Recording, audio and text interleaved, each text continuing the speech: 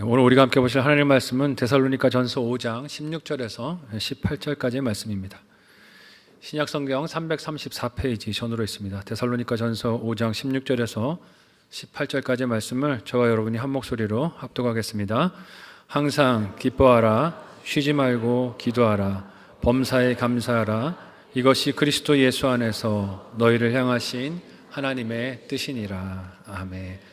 우리 옆에 있는 성도들과 함께 인사 나누겠습니다. 사랑하고 축복합니다.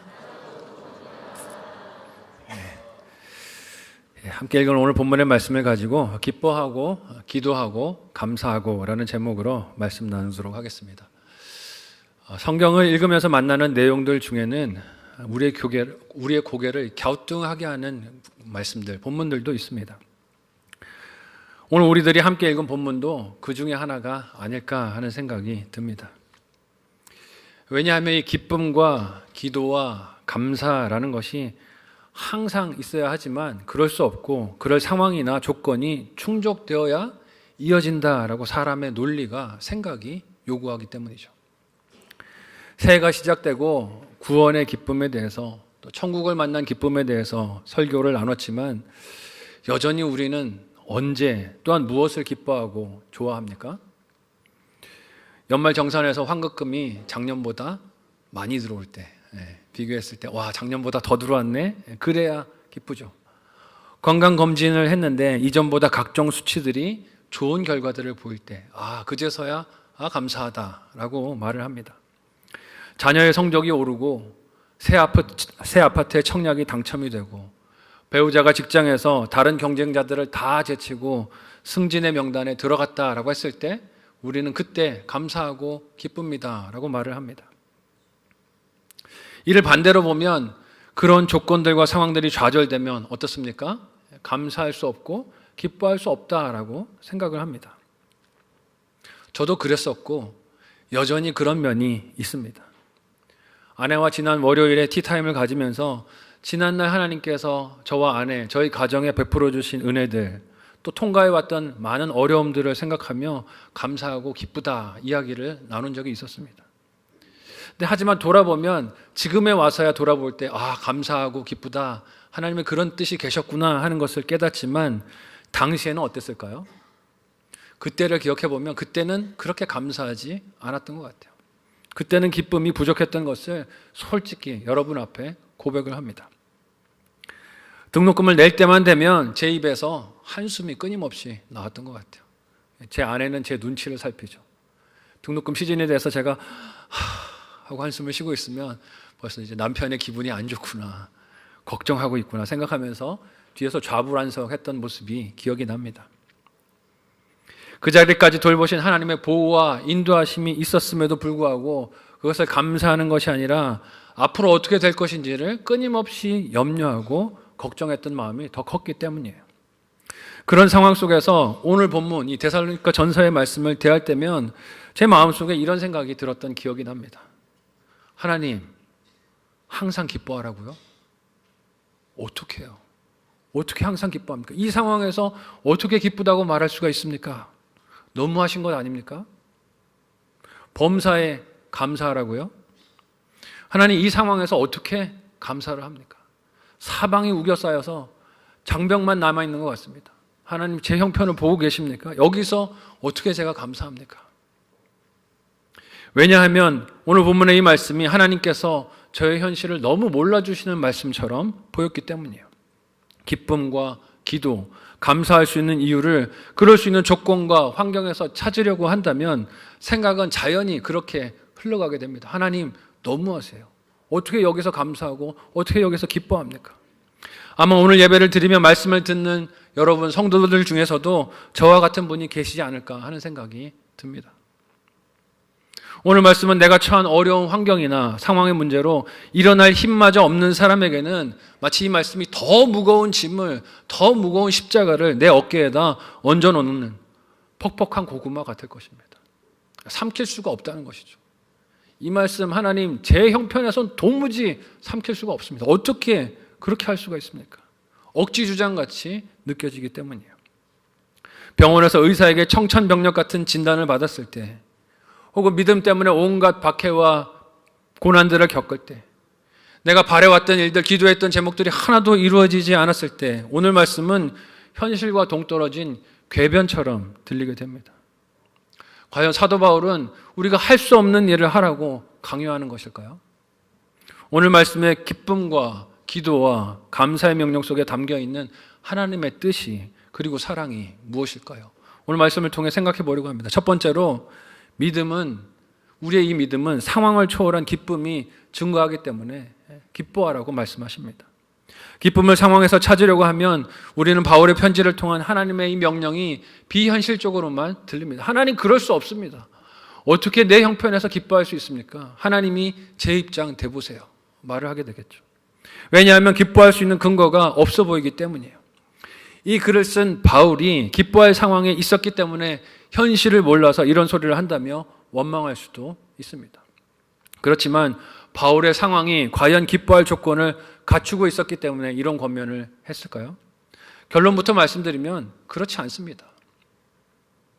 데살로니가에 세워진 이 교회는 바울에게 오히려 안타까움과 아쉬움 그리고 아픔이 스며 있는 공동체였습니다. 왜냐하면 바울은 핍박하는 사람들로 인해서 이 데살로니가에서 사역을 3주밖에 못했어요.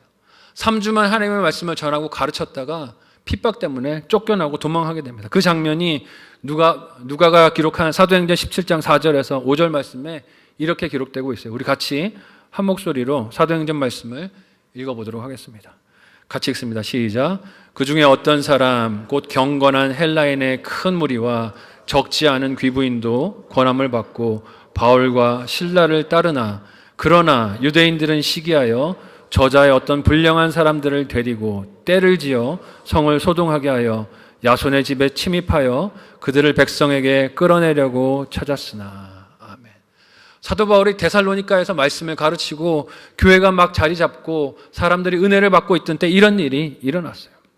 바울은 복음을 전하다가 동족인 유대인들의 질투와 방해로 큰 곤욕을 치렀습니다.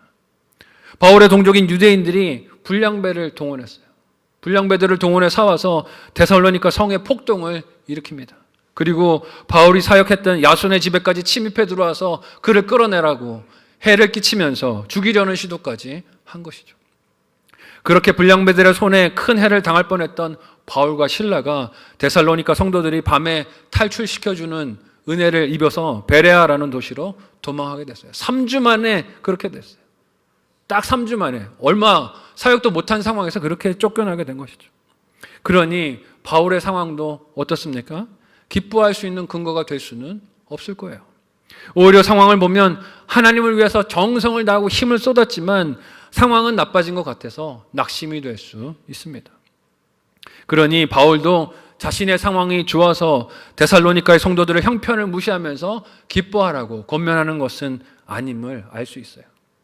바울은 오늘 본문에서 언제 기뻐하라고 합니까? 함께 오늘 본문의 16절을 우리 하이라이트 된 부분을 주의하면서 같이 한 목소리로 읽어보도록 하겠습니다. 같이 읽습니다. 시작. 항상 기뻐하라. 언제 기뻐하래요? 항상 기뻐하라고 합니다. 바울은 성도가 기뻐해야 하는 때가 항상이라고 해요. 이 말은 성도의 기쁨이 상황으로 인한 것이 아님을 더더욱이 보여주는 증거가 아니겠습니까? 왜냐하면 항상이란 말은 어떤 상황적 조건이든 기뻐할 근거는 변함이 없다는 뜻이기 때문이에요. 그렇다면 온 세상에서 유일하게 변함이 없는 존재는 누구입니까? 우리 창조주 하나님 아니십니까?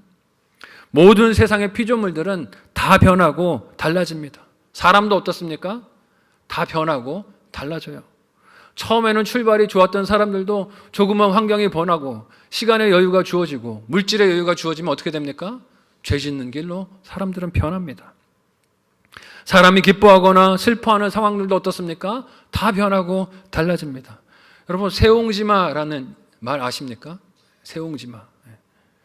과거에 세옹이라는 사람이 기르던 말이 자신이 기르던 그 우리에서 벗어나 달아나서 낙심을 했다고 합니다. 내가 정성 들여 키우던 말인데 이게 도망가 버려서 어떡하나. 이 세옹이라는 사람이 낙심을 했어요. 그랬더니 그 벗어나 달아났던 말이 어떻게 합니까? 더 좋은 말을 하나 꼬셔가지고 집으로 데리고 왔어요. 와, 근데 이게 환 줄 알았더니 복이었구나. 더 좋은 말을 데리고 왔네. 그리고 세옹이 기뻐했습니다. 그 훌륭한 말이 왔는데 그 말을 세옹의 아들이 기뻐해서 타다가 어떻게 됩니까? 말에서 떨어져요. 말에서 낙마하는 바람에 다리가 부러집니다. 그것 때문에 또 어떻게 합니까? 낙심을 해요. 아이고, 좋은 말이 들어왔다고 기뻐했는데 그거 타다가 내 아들의 다리가 부러졌으니 이게 무슨 흉한 일인가 하고 낙심을 하죠. 그런데 그로 인해서 어떤 일이 벌어집니까? 전쟁의 아들이 징집되지 않아요. 그래서 수많은 아들들이 전쟁에 나가서 죽었는데 그 아들은 죽지 않게 됩니다. 이게 이야기의 줄거리예요. 이 이야기가 무엇을 우리에게 말합니까? 늘상 변하고 상황이 달라지는 그 조건이 인생의 덧없음을 우리에게 보여준다는 거예요. 너무 좋다고 했는데 그 일이 나중에는 흉한 일이 되기도 하고, 너무 흉하다고 생각했던 그 일이 나중에는 복이 되기도 한다는 것이죠. 이것을 보여주며 상황과 조건 때문에 기뻐하고 슬퍼하는 것도 그 결과를 보면 허망하다는 것을 우리에게 보여줍니다. 그러니 이렇게 변하는 상황과 조건에서 기쁨의 이유를 찾으려고 하는 것이 마치 신기루를 잡으려 하는 것과 똑같지 않겠습니까? 진정한 기쁨은 변함이 없는 곳에서만 비롯될 수 있는 줄로 믿습니다. 야고보는 하나님의 변함이 없으신 성품과 그 택하심으로 나아진 성도를 그의 편지에서 이렇게 묘사해요. 함께 야고보서 1장 17절에서 18절의 말씀을 같이 한 목소리로 읽어보도록 하겠습니다. 같이 읽습니다. 시작. 온갖 좋은 은사와 온전한 선물이 다 위로부터 빛들의 아버지께로부터 내려오나니 그는 변함도 없으시고 회전하는 그림자도 없으시니라. 그가 그 피조물 중에 우리로 한 첫 열매가 되게 하시려고 자기의 뜻을 따라 진리의 말씀으로 우리를 낳으셨느니라. 아멘. 야고보의 이 말씀을 생각하면 항상 기뻐하라 라는 이 바울의 말은 따를 수 없는 일을 하라는 요구가 아니라, 혹은 명령이 아니라 정말로 기뻐할 수 있는 유일한 이유가 되시는 하나님께 믿음을 두라는 사랑의 초청이자 부르심인 줄로 믿습니다. 항상 기뻐할 수 있는 이유는 오직 변하지 않는 하나님밖에 없다는 것이죠. 그러니 엉뚱한 곳에서 기쁨을 찾으려고, 기쁨의 이유를 찾으려고 방황하지 말라는 것입니다. 이 말씀 앞에 상황으로 기뻐했던 제 모습들을 돌아보면 그 기뻐했던 마음들, 감정들이 대부분 지금은 사라지고 없는 것을 보게 됩니다. 제가 사진을 하나 보여드릴 텐데요. 이 사진은 제가 지난 10년 정도의 세월 중에 제일 기뻐했던 사건이 아닐까 하는 생각이 듭니다. 거의 10년 가까이를 준비하며 기다려왔던 학위 과정을 마무리하던 논문 방어식의 날이었어요. 이거 할 수 있을까 없을까 너무 고민하고 있었는데 마침 논문 방어식 할 수 있는 기회가 주어졌고, 그래서 한국에서 사역을 하다가 교수님이 캐나다 들어와, 그래서 들어가서 이 논문 방어식을 하게 됐습니다.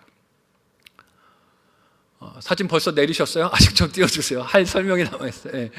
이 사진 보면 제 표정이 어떻습니까?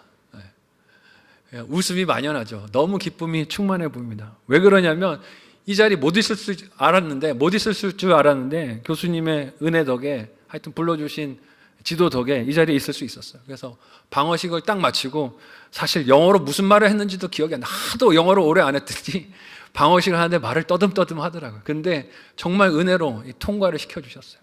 끝나고 났더니 교수님이 저한테 달라고 오셔서 얼싸 안아주시면서 수고 너무 많았다는 거예요. 저 얼굴 표정 보십시오. 얼마나 기쁩니까? 그냥 기쁨이 충만합니다.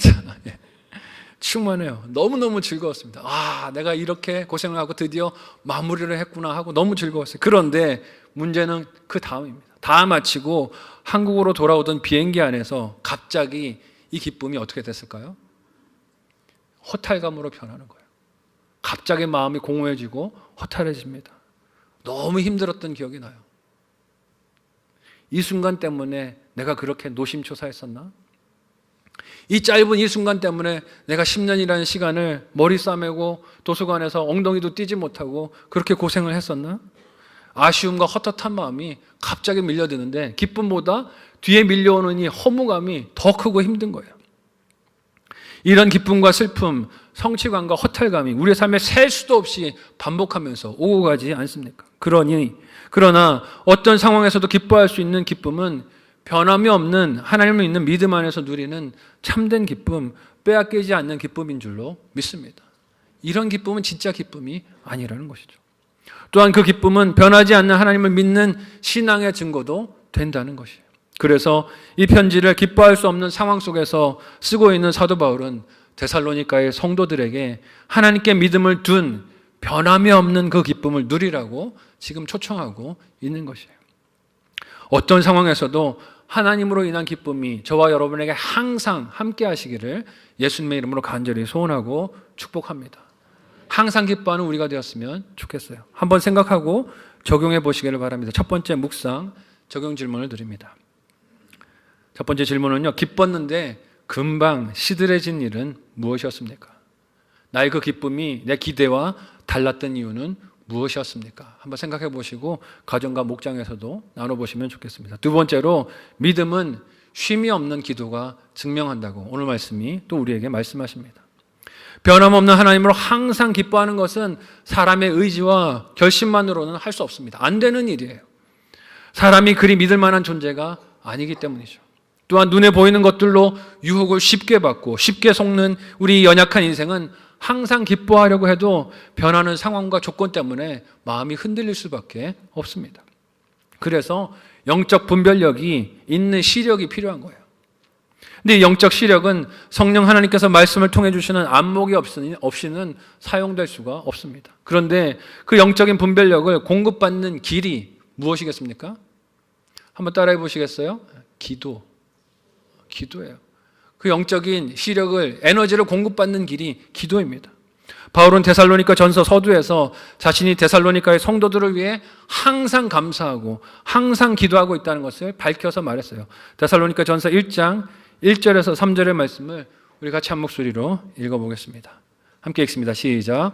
바울과 실로아노와 디모데는 하나님 아버지와 주 예수 그리스도 안에 있는 데살로니가인의 교회에 편지하노니 은혜와 평강이 너희에게 있을지어다.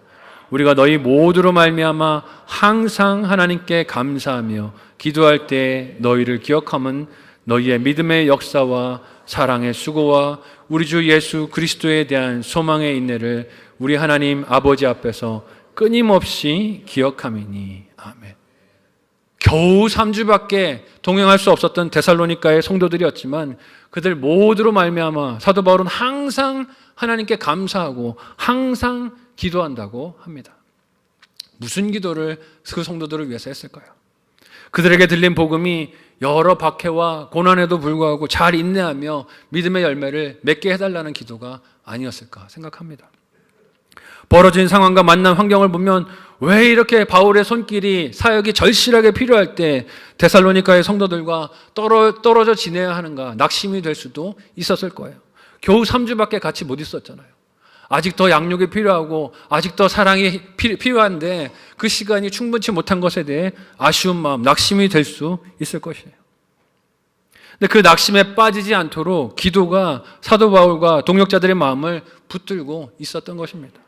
기도를 하니 기도하는 바울의 눈에 무엇이 보였습니까? 자신들을 쫓아낸 불량배나 혹은 뒤에서 사주했던 동족 유대인들의 행한 일들을 보고 화를 내고 분노하는 게 아니라 그렇게 힘들고 어려운 상황에서도 믿음으로 살고 사랑의 수고를 멈추지 않고 예수님에 대한 소망과 인내로 승리하고 있는 데살로니가 성도들, 교인들이 보인 거예요. 무엇이 바울로 이런 감사의 이유를 보게 했을까요? 저는 기도라고 믿습니다. 기도가 그걸 보게 하는 거예요. 기도하지 않으면 뭐만 봅니까? 불평할 조건만 보여요. 근데 기도하면 무엇이 보입니까? 감사할 이유가 보이고 찬양할 이유가 보이는 것이에요. 2주 전 금요 기도에서도 나눴지만 예수님도 그래서 자기 십자가 고난과 죽음을 앞두시고 땀이 핏방울이 되도록 뭐 하셨습니까? 기도하셨어요. 하나님께 기도하셨습니다. 그래서 분별하셨어요. 내가 원함은 십자가를 지지 않는 것이지만 기도하면서 하나님 원하시는 그 길이 승리의 길이니 가기 원합니다. 기도하신 것이죠. 그래서 제자들에게도 깨어서 기도하라고 말씀하셨어요. 기도하지 않으면 기뻐하지 못하도록 유혹하고 공격하는 악한 마귀의 계략을 분별할 수가 없기 때문입니다. 그래서 바울이 기도를 오늘 본문에서 어떻게 하라고 합니까? 함께 오늘 본문의 17절을 같이 한 목소리로 읽어보도록 하겠습니다. 같이 읽습니다. 시작. 쉬지 말고 기도하라. 아멘. 사실 이 말씀에 또 우리는 숨이 턱 막힐 수도 있습니다. 아니, 어떻게 쉬지 않고 기도를 하란 말입니까? 하루에 30분 기도하는 것도 힘든데 쉬지 않고 기도를 하면 가정은 누가 돌보고 직장은 어떻게 다니고 밥은 어떻게 먹고 잠은 어떻게 자고 생활은 어떻게 살라는 겁니까? 라고 불평이 나올 수 있어요. 근데 바울은 쉬지 말고 기도를 하라고 합니다. 여러분, 그렇다면 우리는 사도 바울이 여기서 말하는 기도가 우리가 보통 평범하게 생각하는 교회에 와서 혹은 시간을 정해놓고 무릎을 꿇고 손을 모으고 눈을 감고 하는 기도가 아니라는 것을 알 수 있어요. 그럼 이 기도는 어떤 기도를 말하는 것일까요? 항상 하는 기도를 뜻하는 것 아니겠습니까? 예수님은 자신의 십자가 죽음을 앞두시고 졸며 잠자던 제자들에게 이렇게 말씀하셨어요. 마태복음 26장 41절의 말씀입니다. 우리 같이 한 목소리로 읽어보도록 하겠습니다. 같이 읽습니다. 시작. 시험에 들지 않게 깨어 기도하라. 마음에는 원이로되 육신이 약하도다. 아멘. 여기서 예수님이 제자들에게 깨어서 기도하라라고 명령하시고 당부하신 이유가 무엇입니까? 그 기도가 없으면 육신이 생각하고 바라보는 대로 예수님을 부인하고 믿음을 저버리는 길로 가버릴 것이기 때문이에요. 왜 그런 길로 가게 됩니까? 기도로 하나님과 딱 붙어서 완전히 밀착되지 않으면 하나님과 나 사이에 틈이 생기게 되고, 틈이 생기게 되면 그 틈을 누가 파고듭니까? 마귀 사탄이 파고드는 것이에요. 그 사이로 마귀가 침입하기 때문입니다. 이런 관점에서 보면 쉬지 않는 기도는 하나님만을 신뢰하는 그의 믿음과 사랑이 드러나는 증거이자 그 친밀함을 나타내는 지표와 같다라고 할 수 있어요. 여러분, 사람의 관계도 그렇지 않습니까? 친밀하고 서로를 사랑하여 잘 아는 관계는 그 대화 자체가 벌써 다릅니다. 서로 대화할 때 어떤 말을 해도 거기에 오해하거나 비틀어서 왜곡하거나 빈정거림이 없어요. 순수하게 있는 그대로를 대화로 나눌 수 있고, 그 대화는 거창한 것이 아니라 일상의 아주 사소한 것들도 온 마음을 다해서 공감을 하면서 대화를 할 수가 있어요. 바울은 데살로니가 성도들에게 항상 기뻐하는 일에 쉼없는 기도가 함께 있어야 함을 말합니다. 이는 항상 기뻐할 수 있는 연료를 공급하는 일이기도 하고, 하나님과의 사이에서 사탄의 계략과 속임수들이 그 틈을 파고들 수 없도록 방어하는 친밀한 교제, 방어의 수단이기도 합니다. 이 쉼없는 기도는 우리가 사는 평범한 일상 속에서 하나님께 늘 묻고 대답하는 대화라고도 할 수 있을 거예요. 이 문제를 예수님이라면 어떻게 하실까 생각해 보는 것이죠. 내 삶에 어떤 문제와 어려움들이 찾아왔는데 이 문제를 예수님이라면 어떻게 하실까 생각해 보는 것입니다. 묻는 것이죠. 어려운 일을 만날 때 먼저 도움을 하나님께 구하는 것입니다. 휴대폰부터 열어놓고 인공지능에게 물어보는 게 아니라 하나님께 먼저 기도하고 하나님 앞에 무릎으로 나아가는 것이죠. 여러분, 이 기도가 거창할 필요가 있겠습니까? 그럴 필요가 없지요. 이 기도가 남이 나의 기도를 어떻게 듣거나 평가할 것인지 고민할 필요가 있겠습니까? 그럴 필요가 없지요. 나의 있는 말을 그대로, 언어 그대로 하나님 앞에 순전하게 드리는 기도를 하면 됩니다. 이 기도는 하나님과 당사자인 나 사이에서만 이루어지는 만남이고 영혼의 호흡이기 때문입니다. 저와 여러분에게 하나님과 사이에 이 쉬지 않는 기도, 쉬지 않는 영적인 대화가 있습니까? 쉬지 않는 기도로 하나님께 밀착되어 어떤 시험에서도 승리하는 저와 여러분 되시기를 예수님의 이름으로 간절히 소원하고 축복합니다. 두 번째로 적용 질문 드립니다. 한번 생각해 보시고 가정과 목장에서도 나누고 적용해 보시면 좋겠어요. 두 번째 질문은 이것입니다. 기도와 휴대폰 사용 중에 어느 시간이 더 많습니까? 내 기도는 내 믿음을 어떻게 말해주고 있나요? 한번 생각해 보시고 적용해 보시면 좋겠어요. 마지막 세 번째로 믿음은 범사에 있는 감사가 증거함을 우리는 기억해야 합니다. 오늘 본문의 마지막 18절 말씀을 같이 한 목소리로 읽어보겠습니다. 함께 읽습니다. 시작. 범사에 감사하라. 이것이 그리스도 예수 안에서 너희를 향하신 하나님의 뜻이니라. 아멘. 바울은 데살로니가의 성도들에게 범사에 감사하라고 합니다. 좋은 일이 있을 때만 감사하는 게 아니라는 뜻이에요. 이 범사라는 말의 뜻이 무엇입니까? 사람이 삶에서 만나는 모든 상황과 만남과 사건 속에서 감사하라는 것을 뜻해요. 내가 바라던 것들이 성취되었을 때만 하는 감사가 아니라는 뜻입니다. 여러분, 그런 종류의 감사는요, 하나님 믿지 않는 사람들도 다 합니다. 뭐가 잘 돼서 하는 감사는 하나님 안 믿어도 세상 사람들도 다 할 줄 알아요. 그 감사의 대상이 우상이 되었든 아니면 조상이 되었든 뭐가 되었든 사람들이 좋은 일이 있으면 감사하다고 합니다. 대입 과정을 다 거치고 자녀가 원하는 대학 S대에 들어가면 감사하다고 안 할 사람이 누가 있겠습니까? 그렇게 소망하던 내 집 마련의 꿈을 이루고 새 아파트로 이사하는 날 감사하지 않다고 할 사람이 누가 있겠어요? 사업을 구상하다가 개업을 드디어 하게 되었을 때 사람들은 기뻐하고 감사하면서 주변 이웃들에게 뭐 돌립니까? 떡 돌립니다. 떡 돌리면서 감사합니다. 이웃들이 나한테 해준 게 뭐가 있습니까? 그래도 감사하다고 자랑하면서 뽐내는 거죠. 나 좋은 일이 있었다. 상황과 환경이 내가 원하는 대로 이루어졌을 때 하는 감사는 여러분 누구나 하는 감사입니다. 그렇지만 범사에 하는 감사는 어떻습니까?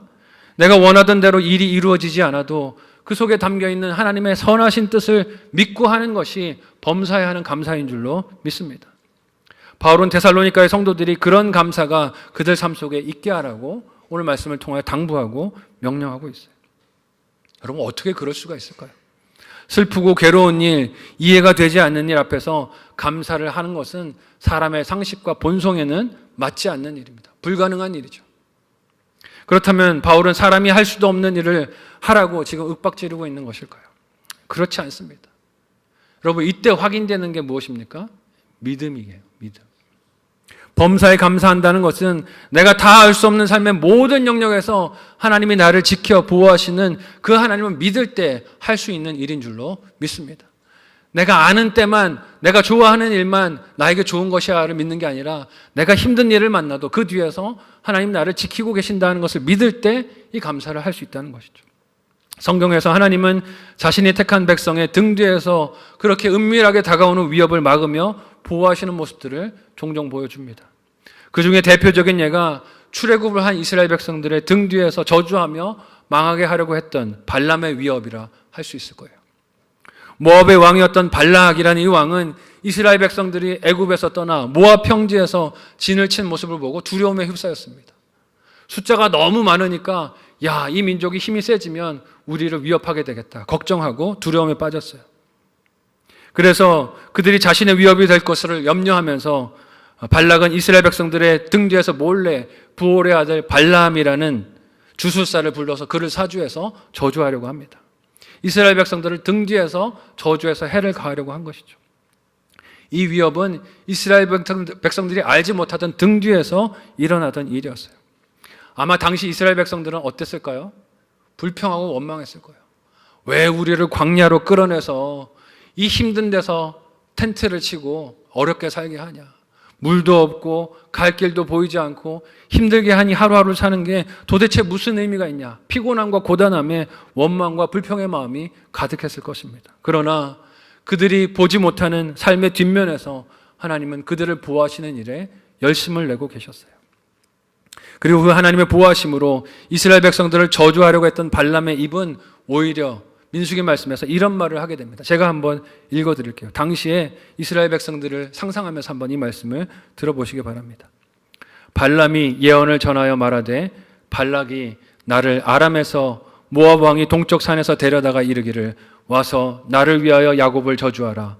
와서 이스라엘을 꾸짖으라 하도다. 하나님이 저주하지 않으신 자를 내가 어찌 저주하며 여호와께서 꾸짖지 않으신 자를 내가 어찌 꾸짖으랴. 내가 바위 위에서 그들을 보며 작은 산에서 그들을 바라보니 이 백성은 홀로 살 것이라. 그를 여러 민족 중에 하나로 여기지 않으리로다. 야곱의 티끌을 누가 능히 세며 이스라엘 4분의 1을 누가 능히 셀고 나는 의인의 죽음을 죽기 원하며 나의 종말이 그와 같기를 바라노라 하매 발락이 발람에게 이르되 그대가 어찌 내게 이같이 행하느냐. 나의 원수를 저주하라고 그대를 데려왔거늘 그대가 오히려 축복하였도다.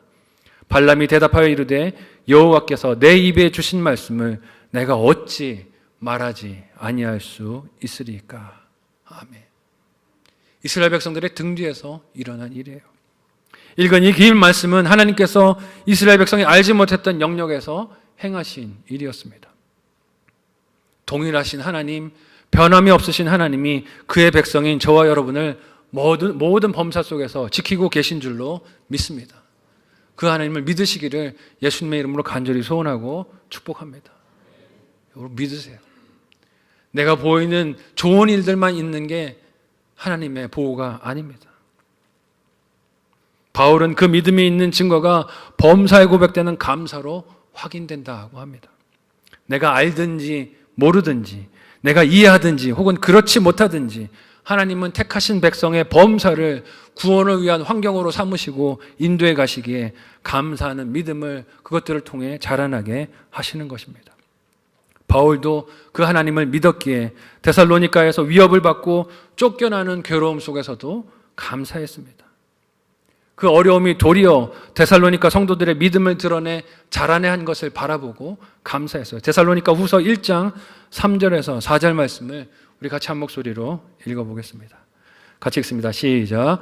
형제들아, 우리가 너희를 위하여 항상 하나님께 감사할지니 이것이 당연함은 너희의 믿음이 더욱 자라고 너희가 다 각기 서로 사랑함이 풍성함이니 그러므로 너희가 견디고 있는 모든 박해와 환난 중에서 너희 인내와 믿음으로 말미암아 하나님의 여러 교회에서 우리가 친히 자랑하노라. 아멘.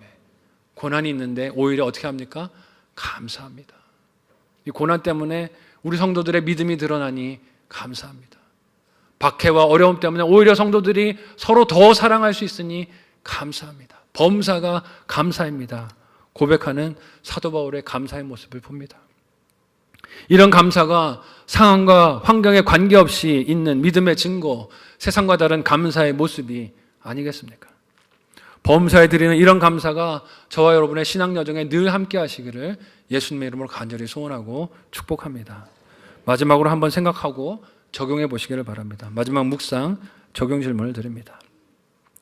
나의 범사를 하나님께서 돌보시는 줄 믿습니까? 그렇다면 오늘 나의 감사 제목은 무엇입니까? 생각해 보시고 가족들과 또 목장 식구들과 나눠보시면 좋겠어요. 바울은 이렇게 성도가 기뻐하고 기도하고 감사하는 것이 예수 안에서 성도들을 향한 하나님의 뜻이라고 합니다. 이는 성도가 하나님의 뜻에 따라서 순종하기를 힘써야 한다는 뜻도 있지만 반면에 하나님께서 이 뜻, 즉 의지를 가지고 우리의 삶을 이끌어 가신다는 의미도 있습니다. 하나님의 의지가 우리의 삶을 이 길로 이끌어 가신다는 것입니다. 즉 하나님께서 성도의 삶을 기쁨으로, 기도로, 감사로 이끌어 가실 것이니 믿고 순종하여 따라가면 우리가 이 열매들을 맺게 될 줄로 믿습니다. 결국 기뻐하고 기도하고 감사하는 것은 사람의 의지나 결심의 문제가 아니라 무슨 문제입니까? 나를 향해 그 의지를 가지고 계신 하나님을 향한 믿음의 문제입니다. 여러분, 뭘 해야 된다고 쥐어짜는 게 아니에요. 이 하나님을 믿는가 안 믿는가의 문제입니다. 그 하나님을 믿고 내 마음과 내 삶을 하나님께 맡기면 성령님은 우리를 기뻐하고 기도하고 감사하는 곳으로 이끌어 가실 줄 믿습니다. 날마다 묵상하는 말씀을 통해서 기뻐할 이유를 하나님이 발견하게 해 주실 거예요. 기도하며 하나님과 빈틈없이 밀착이 되어질 때 그 뜻을 분별하여 악한 유혹들을 끊어낼 수 있게 될 것입니다. 범사에 있는 감사 이유를 보고 세상 사람들은 감사 못한다 해도 성도는 감사하게 되는 놀라운 이적을 보이게 될 것이에요. 결국 기쁨과 기도, 감사는 믿음의 문제입니다. 우리를 그 삶으로 인도하시는 그 하나님을 믿고 의지해 항상 기뻐하고 쉬지 말고 기도하며 범사에 감사하는 믿음의 주인공들이 다 되시기를 예수님의 이름으로 간절히 소원하고 축복합니다. 아멘. 말씀을 기억하며 합심하여 함께 기도하겠습니다.